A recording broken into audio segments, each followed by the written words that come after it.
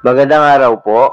Narito na po ang magiging lagay ng panahon ngayong araw ng Huwebes, April 4, 2024.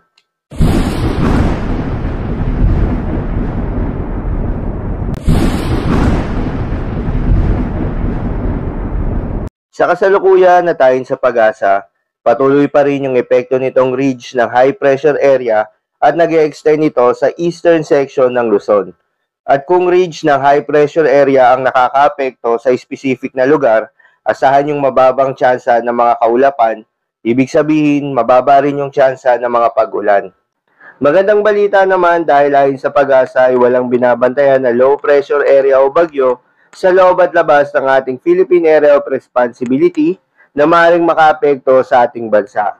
Ayon rin sa pinaka-latest na datos ng pag-asa, maliit rin yung tsansa na magkaroon o may mabuong low pressure area o bagyo ngayong linggong ito. Para naman sa lagay ng panahon ngayong araw ng Huwebes dito sa Luzon, asahan sa bahagi ng Cagayan Valley yung epekto nitong ridge ng high pressure area, kaya asahan rin yung mababang tsansa ng mga pag-ulan.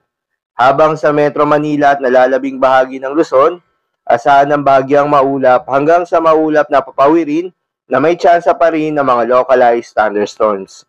Para naman sa Visayas at Mindanao, asahan sa buong Kabisayaan at Mindanao ang bahagyang maulap hanggang sa maulap na papawirin na may mga tsansa rin ng mga localized thunderstorms. Yung mga localized thunderstorms ay pwedeng magtagal ng 10 minuto kung panandalian lang. Ngunit kung during severe cases, umaabot ito ng hanggang 2 to 3 hours, kaya naman posible ang mga pagbaha o pagguho ng lupa during severe thunderstorms.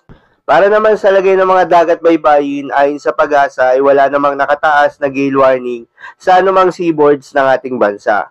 Kaya naman malayong makakapamalaot yung mga kababayan nating mangingisda at yung may mga maliliit na sasakyang pandagat dahil inaasahan ng banayad hanggang sa katamtaman ng mga pag-alon. Ngunit iba yung pag-iingat pa rin dahil kung meron tayong offshore thunderstorms activity o yung mga pag-ulan sa dagat o sa dagat baybayin, ay asahan yung mga paglakas ng hangin, kaakibat nito ang mga pagtaas ng mga pag-alon. So yun lamang po para sa lagay ng panahon ngayong araw ng Huwebes. Keep safe everyone.